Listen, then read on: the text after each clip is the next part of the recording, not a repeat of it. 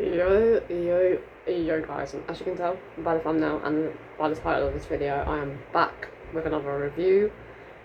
And as you can tell by the thumbnail and the title, we are back with another Smackdown review from last night's Smackdown, which, by the way, was absolutely incredible. I do want to say, first off, I'm sorry if you can hear the fan. It is 31 degrees here, so it's so hot, so unfortunately you're going to have to deal with hearing that fan noise if you can hear it, but I'm hoping it doesn't pick it up too badly because it is quite close to my face. I normally have it quite far away, but it's just too hot to have it far away from me. But the microphone's on this side instead of this side, so I'm hoping you're not going to be able to hear it as much, but I am sorry.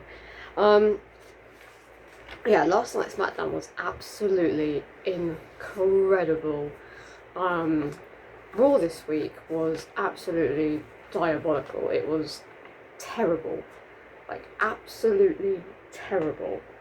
But this week's Smackdown, incredible, like absolutely incredible. I gave last week's Raw, if you didn't see my Raw review, I'll definitely go and check that out, because yeah, I spoke about it a lot from what happened on that Raw, obviously. I gave last week's Raw, on this week's Raw, sorry, a 3 out of 5. And then I gave Smackdown, I don't know if you can see that. Can you see that? I don't even know if you can. Hang on. I'm trying to figure out where it is on the. There it is.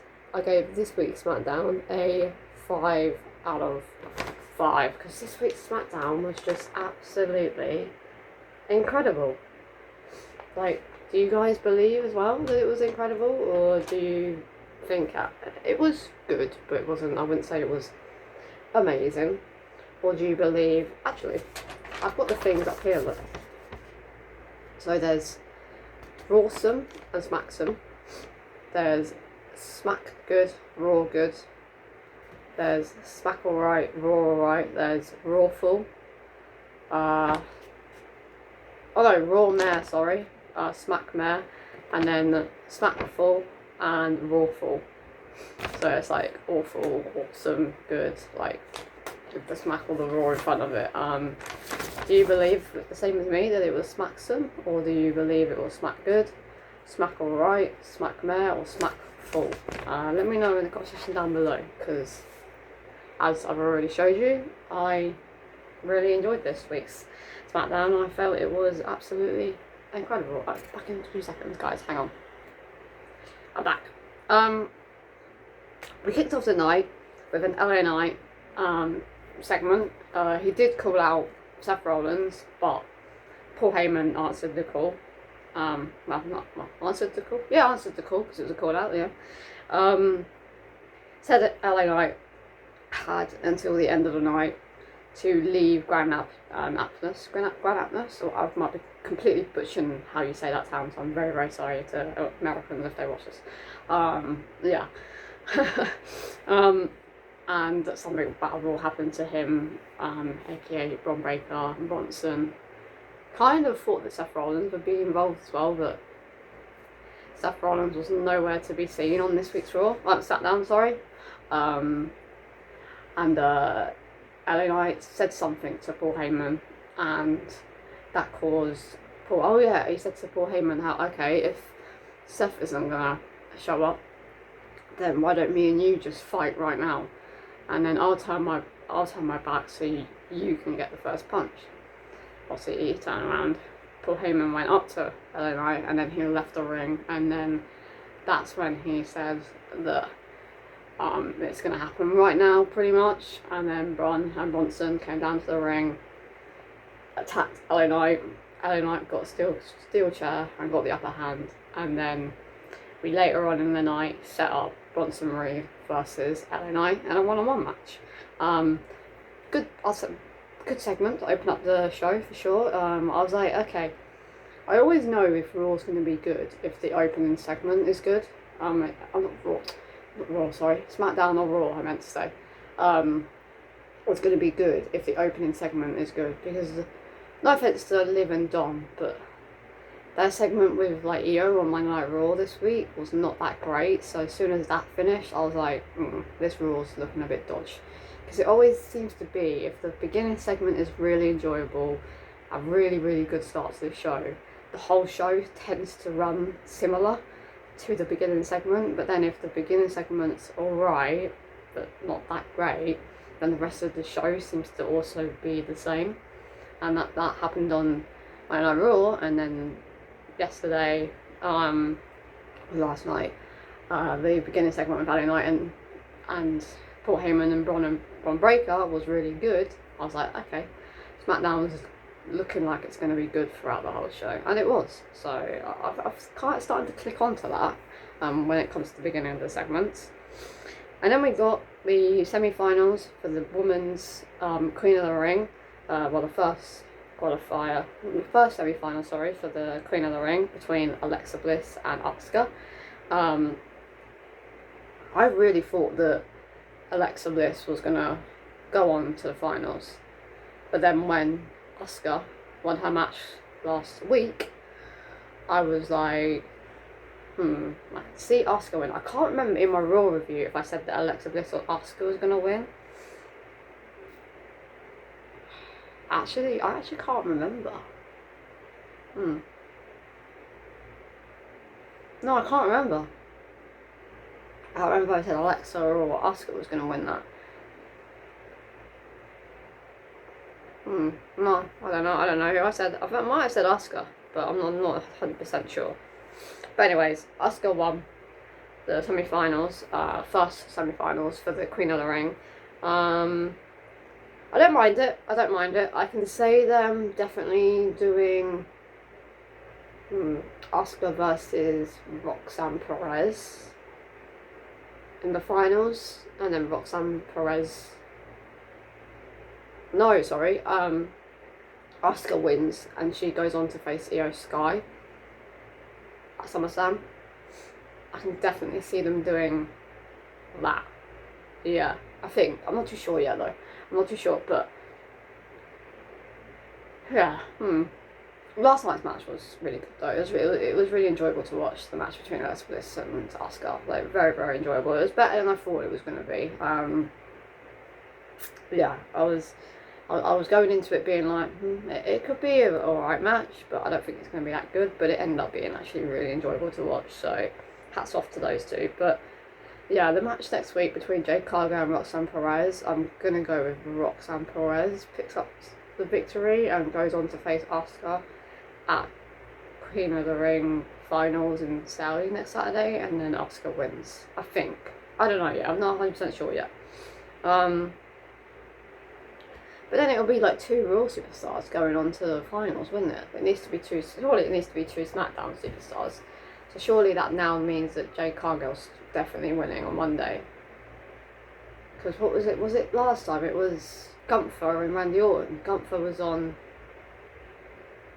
Raw and Randy was on Smackdown, no? Or was Randy on? No, I don't know actually, because Randy was on Raw and Smackdown, I'm pretty sure, because he'd done that segment with Rhea Ripley, but why now? Because he was only just come back. So I don't know. I'm pretty sure that Randy was on Smackdown officially though, before the King of the Ring started, and then Gunther was on Raw. So yeah, surely Jade Cargill's going to win on Monday. I don't know. I've kind of already said Roxanne Perez now, but I might change it to Jade Cargill, so I'm going to change it to Jade Cargill. And then we were supposed to have a match between Kit Wilson and Aleister Black, but Ron Killings attacked Kit Wilson, which was very random. I did give this segment a high 4 because I was not expecting that at all. Like, not expecting it at all. I was like, what the why? Like, it was so random, because obviously I think Ron Killings is the heel and then R-Truth's the goodie. I think that's what they're going for here. He's going for like I've said this before, but I think they're going for like a split personality type character with Ron Killings / R-Truth. And then Kit Wilson is kind of playing a little bit of a baby face at the moment, so I think that's why Ron Killings, the heel, instead of R-Truth, attacked Kit Wilson. But I was not expecting it. When he came into the ring, obviously he had his hood up and he was covered. I was just like, hey? I I was like, I didn't know who it was at first, and I was like, oh wait, that's R-Truth. What? It was so confusing. Which was kind of annoying, to be honest with you, because I was actually really looking forward to like Aleister Black having a match. I know it probably would have been like a 5-minute match, but still, like, kind of a bit disappointing that Aleister didn't even get to have like any type of match.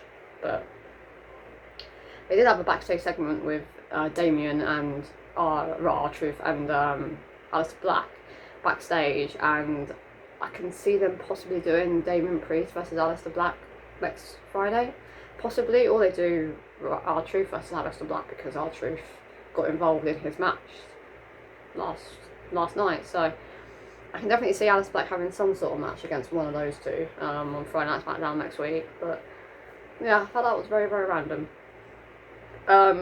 Tiffany and Nia Jax are going to go head to head next week in a last woman standing match. When Alexa, what? Because we were just speaking about Alexa earlier. When Tiffany announced that Nia Jax was going to be facing her again, I was like, no. Like, why? They've already had like so many matches. Like, please, no. Not again. Like, why is Nia Jax getting an opportunity against Tiffany Stratton again? I was just like, no. But then she announced that it was going to be in a last woman standing. I was like, alright, okay, I'm down for that. At least there's some sort of stipulation involved where there's a possibility of a Naomi cash-in. Definitely, she's definitely not going to cash in on Friday Night Smackdown. I don't think so. But at least we have that possibility of Naomi cashing in and the possibility of actually a decent match, because there is tables, chairs, kendo sticks and whatever else gets involved in that match. Hopefully it's a good match. I don't know. I can't see it being incredible, but I'm hoping it's pretty decent. But yeah, so that's something to look forward to on Friday Night Smackdown next week. As we're speaking about Friday Night Smackdown next week, I'll just quickly get on to what else is happening next week on Friday Night Smackdown. We're also getting Julia versus Zelina Vega for the United States Championship, which hopefully, again, will be a good match. I think Tiffany Stratton's going to retain the Women's Championship. Julia versus Zelina. Are they really going to take Zelina? Are they really going to... Yeah, are they really going to dethrone Zelina already when she's not really had it that long? I don't know. I probably, because they seem to be really short reigns at the moment with everybody. So yeah, I think I'm going to say Julia picks up the victory on Friday Night Smackdown next week against Zelina Vega, and she becomes the new United States champion. Yeah. And then we also have another title match. So we've already got the Women's Championship in a last woman standing. We have the United States Championship between Zelina and Julia. And then we also have the WWE Tag Team Championships on the line. Again, on a Friday Night Smackdown, not on a PLE. Why are the Street Profits just banned from PLEs or something? Like, what is going on? Like, I don't understand that. Like, it just kind of feels like the Street Profits are banned from PLEs. Like, they're just not allowed on PLEs, because they always seem to defend their titles the night before a PLE. Why not just have it on the PLE? I don't understand. I don't know. Anyways, we're getting the Wyatt Six versus the Street Profits for the WWE Tag Team Championships. I can definitely see the Street Profits picking up the victory and retaining their WWE Tag Team Championships for sure. I can't see the Wyatt Six beating them already, so yeah, I'm gonna go the Street Profits. But yeah, SmackDown is looking very, very good next week. I'm hoping Monday Night Raw is good in a couple of days as well. We'll definitely probably hear the aftermath from CM Punk on what happened with John Cena a few nights ago. So that's going to be very interesting. Hopefully CM Punk's on the show. He might not be on the show. They might just leave him until the Saudi Friday Night Smackdown. John Cena might do like a in-ring segment or something, and then CM Punk interrupts, and then they start having a massive brawl or something. They might just leave him out of Raw, which I'm hoping they don't leave him out of Raw, because I feel like they need CM Punk and John Cena storyline to happen on Monday Night Raw, because I don't know, Raw's struggling at the moment, it feels like. I don't know, like, SmackDown's just so much, it's so much enjoyable at the moment than Raw is. I don't know what's going on with Raw, but SmackDown's just been more enjoyable lately. Like, it's had a 5 out of 5 for 4 weeks in a row now, when Raw's only had, over the last 4 weeks, has had 2 5 out of 5s and 2 3 out of 5s. So SmackDown's definitely been the A show at the moment, 100%. And then we had a match between, I'm going to get on to last night's SmackDown now. We had a match between Chelsea Green and Charlotte Flair. The only reason I wanted to speak about this is because there was the possibility of Alexa getting involved and like something happening between Alexa and Charlotte. Obviously, Piper Niven and Alba Fire and Chelsea Green started beating down Charlotte Flair. Alexa Bliss came out to help her, and then she gave Charlotte her hand, but Charlotte just brushed straight past her. But they kept looking back, so I don't know what's going on there. I don't know if they're setting up a tag team between Charlotte and Alexa, because that's just something different that Alexa's also been a tag team before, but it's something different that Charlotte hasn't been involved in before. So I feel like they're setting up a tag team between Charlotte Flair and Alexa. I would say to possibly go after Liv and Raquel, but if Liv's actually genuinely injured, which loads of sources are saying that she's going to be out for 3 months, loads of sources are saying that she's going to be out for 6, some sources are saying that it's a storyline injury to help fuel this feud between Roxanne and Liv Morgan. Some people are saying that she's going to be out for 6 weeks, 3 weeks. Like, there's no actual real sources, so I'm not 100% sure that Liv's actually injured, or it's just a storyline injury, that she's just got some stuff that she needs to do with her film that she was doing before. Obviously she came back, because she left for a bit, didn't she, because she had a film to do. So I don't know if it's storyline. I literally don't know. I really don't know. So yeah, but anyways, I don't know what they're doing with Charlotte and Alexa. I'm presuming they're trying to form them as a tag team because it's different. I don't know. I think the women's tag team division is a little bit like boring, and I feel like they should just get rid of the tag team completely. They don't need it. They've got the United States Intercontinental Championship now. Like, there is so many people that are part of tag teams that would really, really help elevate the United States and the Intercontinental side for the women's, that they don't need the tag team division anymore. Like, I don't know why they can't just get rid of it. They can obviously still like form tag teams with one another, of course, but like, they don't actually have to be physically a tag team champion anymore. They can be like, you know, like, say for example, Liv goes after the Intercontinental Championship and Raquel helps her to win it, kind of thing, or Alexa goes after the United States Championship, and Charlotte helps her win it, or the other way around, Charlotte goes after the United States Championship and Alexa helps her win it, like, kind of like that, but not actually as a tag team, because the tag team division is just pointless. Like, there's barely any teams. Like, off the top of my head right now, I can name Liv and Raquel, Piper Niven and Alba Fire, and possibly Charlotte and Alexa Bliss. That's it, because there's not everyone else is not really a part of a team. Like, there's only, and Damage Control, there's Kairi Sane and Asuka, but they've not even been interacting with one another since like Asuka came back. So there's literally no women's tag team. So what's the point in it? I don't get it. I don't really understand why it's still a thing, but it is what it is. We'll see what happens with Alexa and Charlotte as the weeks go on. And then we had an in-ring segment between Solo Sikoa and Jacob Fatu. Jacob Fatu didn't apologise to Solo Sikoa. I knew he wouldn't, so Solo went to punch Jacob. Jacob obviously caught the punch, started attacking Solo Sikoa. Jason Mateo came in, started attacking him. Jacob got the upper hand again, and then Solo went for the leg blow. They started beating down Jacob Fatu, and then Jimmy Uso came out to help Jacob. I'm so down for Jimmy and Jacob, like, teams, like semi-team, not a proper team. Like I was just explaining with the woman, they're not actually a team, but they just help each other.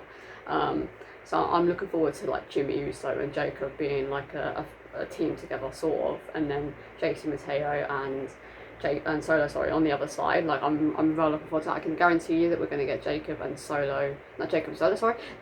and Jimmy versus Jason Mateo and Solo Sikoa on Friday Night SmackDown next week as the 4th match, and then the 5th match, probably Aleister Black versus R-Truth will be the 5th match next week, and then there's the 5 matches for SmackDown next week. Those 3 title matches, the tag team match between JC Mateo, Solo Sikoa, Jacob Fatu and Jimmy Uso, and then the one-on-one match between Aleister Black and R-Truth. I can definitely see them doing that next week on Friday Night SmackDown. But yeah, I knew Jacob wasn't going to apologise, and I knew they were going to carry on this feud between Jacob and Solo, and I know they're having a match at Night of Champions, but I definitely think that Jacob's going to retain his championship at Night of Champions, and then they're going to carry on the feud up to SummerSlam, because that's literally what, only 4 and a bit weeks later, so they're going to carry it on, and then there'll be some sort of stipulation for SummerSlam between Jacob Fatu and Solo Sikoa for the United States Championship. But yeah, no, it was a very, very it was a very good segment between Jacob and Solo. Definitely better than the one that happened on last week's Friday Night SmackDown. That was pretty boring compared to this week's, considering what happened at Money in the Bank last week's SmackDown between last week's segment between Jacob and Solo was not as great as this one. But yeah, I'm really looking forward to that match at Night of Champions. I'm actually really looking forward to Night of Champions. It's starting to look good. We're getting obviously Solo Sikoa versus Jacob Fatu for the United States Championship, AJ Styles versus Dominic Mysterio in the Intercontinental Championship, and CM Punk versus John Cena for the WWE Championship. So we just need 2 more matches. So they're going to be, I'm assuming they're going to be SmackDown matches, but I don't know. And then we had Bronson Reed versus LA Knight. I'm pretty sure, yeah, it was a one-on-one match to begin with, and then Bron attacked LA Knight like halfway through the match, speared the living daylights out of LA Knight, speared him again, and then Bronson Reed delivered 3 tsunamis? I did write it down. Yeah, 3 tsunamis to LA Knight. So LA Knight was on the receiving end of 2 spears and 3 tsunamis. That's the match. That's the 4th match. We need 1 more match though, because I think they do 5 matches at Saudi. They can't do 4 matches, surely. They've got to do 5 or 6. So I'm presuming the 4th match, because obviously we've got John Cena, CM Punk, AJ Styles, Dominic Mysterio, and Jacob and Solo. The 4th match I can see them announcing for Saudi Arabia Night of Champions is LA Knight versus Seth Rollins. That's the 4th match. And then the 5th match, I'm not too sure. Maybe there's shenanigans during the Bayley and Becky match and they make that the 5th match. Maybe. Oh wait, hang on. What am I going on about? The King of the Ring and the Queen of the Ring.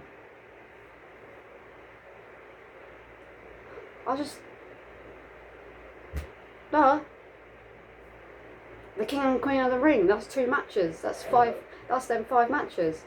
Unless they do LA Knight and Seth Rollins as well, make it 6.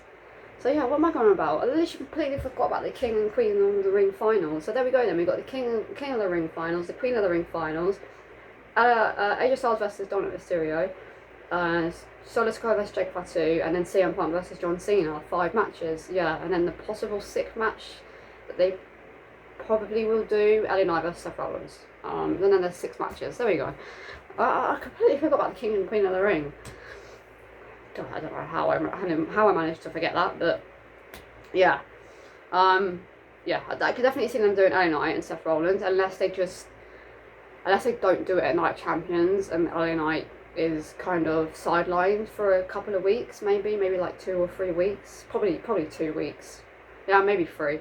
He's like sidelined for at least 2 or 3 weeks, and then he comes back to attack Seth Rollins, and then that sets up LA Knight versus Seth Rollins at SummerSlam, or LA Knight versus Seth Rollins at Saturday Night's main event. Yeah, actually, probably that probably sounds better than. Yeah, that probably sounds better than SummerSlam. So yeah, maybe they do LA Knight versus Seth Rollins at Saturday Night main event, because that's obviously in like what, 3 weeks time, 2 weeks time. Sorry, I've got like a bit of phlegm stuck in my throat, so I keep having to like swallow. It's really weird. I've already spoken about what's happening on, sorry guys, what's happening on next week's Smackdown. And now we are on to the main event of Friday night Smackdown. It might seem like I haven't spoken about a lot, but trust me guys, last night's Smackdown was absolutely incredible, but it does feel like I haven't really spoken about much, but the stuff that I have spoken about has made it worthy of a 5 out of 5. So yeah, I just wanted to just clarify that quickly. But yeah, we got R-Truth versus John Cena in the main event of Friday Night SmackDown. It was alright, one on one match. I knew the match was not gonna be great. Yeah, I knew we went in for a banger of a main event for Friday Night SmackDown, but it was R-Truth versus John Cena, so no matter if it was absolutely amazing match or absolutely terrible, I was so down for R-Truth versus John Cena, so I didn't care either way if it was a bad match or a good match or an alright match. But I say it was like more towards the bad match, but it was close to alright. I say it was alright, it was an alright match. But then obviously John Cena grabbed his title, walked out of the arena, was about to walk into the gorilla position. R-Truth attacked him from behind, but John Cena, obviously having his title in his hand, whacked R-Truth over the side of the head with the title, causing a disqualification. Then CM Punk's music hit. I was expecting CM Punk to be here, definitely, especially when the match started, when there was still 20 minutes of, it was like, I think it was like 30, I think it was like 3:37 when the match officially started, and I was like, okay, there's definitely something going to happen, because there's no way R-Truth and John Cena are going to have a 23-minute match. There was just like no way. So I was like, there's definitely something that's going to cause a disqualification for CM Punk to get involved, but that disqualification was R-Truth getting whacked over the head with the title. And then yeah, CM Punk's music hit, John Cena ran to the ring, CM Punk semi-ran, kind of jogged, I guess, jogged to the ring. John Cena was kicking wasn't kicking John Cena, wasn't kicking himself, was kicking CM Punk, and then John Cena hit him over the head with the title, not once, but twice, and then brought out a table, attitude adjustment, CM Punk, into the table, and then we got the pipe bomb 2.0, but not by CM Punk to John Cena, it was John Cena to CM Punk, which was not what I was expecting. I was 100% expecting them to do exactly the same thing as what happened on the 2011 Raw show, when R-Truth beat John Cena in a one-on-one match by putting John Cena through the table. I was expecting them to do that again, like R-Truth beat John Cena again, putting him through the table, and then we got Pipe Bomb 2.0 by CM Punk doing it at the ring, what's it called, the ring ramp, the beginning of the ring ramp. I was expecting them to do that again. But also I was expecting that instead of R-Truth putting John Cena through the table, John Cena put R-Truth through the table, and then CM Punk came out to help R-Truth, because he just got put through a table. He just got attitude adjustment, maybe threw the table on top of R-Truth, and then John Cena went to sit by gorilla position and done a pipe bomb 2.0. But instead we just got CM Punk getting hit twice with the title shot, attitude adjustmented into the table, and then John Cena just sat on top of the rope and done a pipe bomb promo to CM Punk. I was like, that was just not what I was expecting at all. Like 100% I was not expecting that. Like, no. I knew we were going to get pipe bomb, but I was definitely expecting it to be CM Punk definitely delivering it. Like, I was more leaning towards CM Punk delivering the pipe bomb 2.0 than John Cena delivering the pipe bomb 2.0, but that was just, yeah, not my bingo card at all. absolutely incredible. Before we speak about what John Cena said, CM Punk was laid out. It's got me really wondering if CM Punk's winning now, because if you notice, right, Randy Orton stood tall every time he interacted with John Cena. I think John Cena stood tall one time, but majority of the time, Randy Orton stood tall in their feud. And guess who won? John Cena. When he had his feud with Cody Rhodes, who stood tall majority of the time? Cody Rhodes. John Cena's having his feud with CM Punk. Who stood tall a week before their match at Saudi Arabia on Saturday next week? John Cena. Does that... It's kind of got me thinking, is CM Punk going to win? Like, it has got me, like, kind of thinking that, because Randy Orton stood tall, he lost against John Cena. Cody Rhodes stood tall, he lost against John Cena. John Cena stood tall. Is CM Punk winning now? Like, it's got me really thinking that CM Punk could possibly win next week now, like, 100%. Like, I don't know. It definitely has got me thinking. John Cena mentioned Claudio Castagnaro. I have no idea how to pronounce his last name, so I'm just going to call him Cesaro, because CM Punk took his place. He also mentioned Nick Nemeth, which is Dolph Ziggler, and he also mentioned Matt Cardona, which is Zack Ryder, because CM Punk took their place, all three of their places, to help him elevate himself to the top by stepping on those three's careers. I was not expecting him to name those three. Like, definitely not. That was crazy. Absolutely crazy. Yeah. He did break the fourth wall, as he said. Yeah, it was just so incredible. Definitely a very, very good ending to Friday Night Smackdown last night. John Cena, pretty much what happened was, there was literally John Cena would literally exactly copy what CM Punk said in his pipe bomb in 2011, but it would be John Cena doing it instead. So that was absolutely incredible, because we literally got pipe bomb 2.0, but John Cena doing the pipe bomb and copying exactly what CM Punk said in his pipe bomb, and relived that whole nostalgic in 2011. Which is incredible, like, incredible. Oh my god. Yeah, so that was absolutely incredible that we got to relive that pipe bomb 2.0, but John Cena literally saying exactly what CM Punk said in his 2011 promo. Just so incredibly good. And for the people saying that John Cena is now confirmed himself as the greatest of all time, no.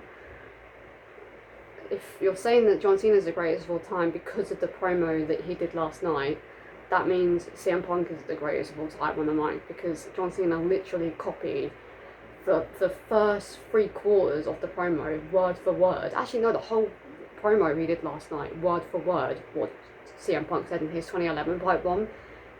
Just said obviously different things because it was John Cena doing it, not CM Punk. So actually, CM Punk is the greatest of all time on the mic, because John Cena literally word for word copied what CM Punk said in his pipe bomb in 2011. So the people that are saying John Cena has just confirmed himself as the greatest of all time on the mic, no. CM Punk is the greatest of all time on the mic, like you just confirmed that he is, because John Cena literally copied exactly what CM Punk said in his pipe bomb in 2011. So actually, CM Punk is the best in the world on the mic. But yeah, no. And then at the end of the promo, when he was about to walk into gorilla position, he blew CM Punk a kiss. Exactly what CM Punk did at Money in the Bank in 2011. Like, absolute cinema of a segment last night. But yeah, guys, that's the end of my SmackDown review. Like I said, a very, very good SmackDown last night. Very, very enjoyable to watch. Especially the last segment. Brought back a lot of memories from the 2011 segment with CM Punk and John Cena and R-Truth. Absolutely incredible. But I will say quickly, we do have our Night Champions Saturday Night Main Event, but we also have AEW's All In, and Am I watching Saturday Night Main Event or am I watching All In? I'm watching All In. I'm not watching Saturday Night's Main Event. I probably will have it on my phone, but I'm watching AEW's PLE pay-per-view, because they call it pay-per-view, on my TV. I'm watching Saturday Night Main Event on low on my phone. There's no way I'm watching Saturday Night's Main Event over AEW's PLE. We have literally 3 absolute classics on AEW pay-per-view on the same night as we have Saturday Night Main Event. I am not going to be watching Goldberg versus Gunther. If LA Knight versus Seth Rollins happens, okay, I'll be watching that, but I won't be that interested in it. But we have Kenny Omega versus Kazeshi Okada. I can never pronounce his name.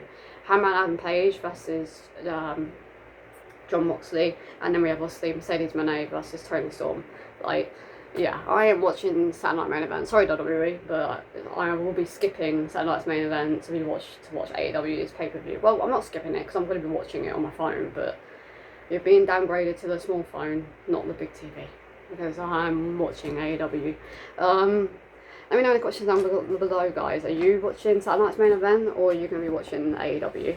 Because, yeah, AEW's PLE pay-per-view looks way better than Saturday Night's Main Event already, so yeah. But anyways, guys, I hope you enjoyed this video. Let me know in the comments down below what your ratings were of this week's Smackdown, and are you going to be watching AEW All In, or are you going to be watching Saturday Night's Main Event? But yeah, anyways, guys, it's been Charlie, and I'll see you guys in the next one. Peace.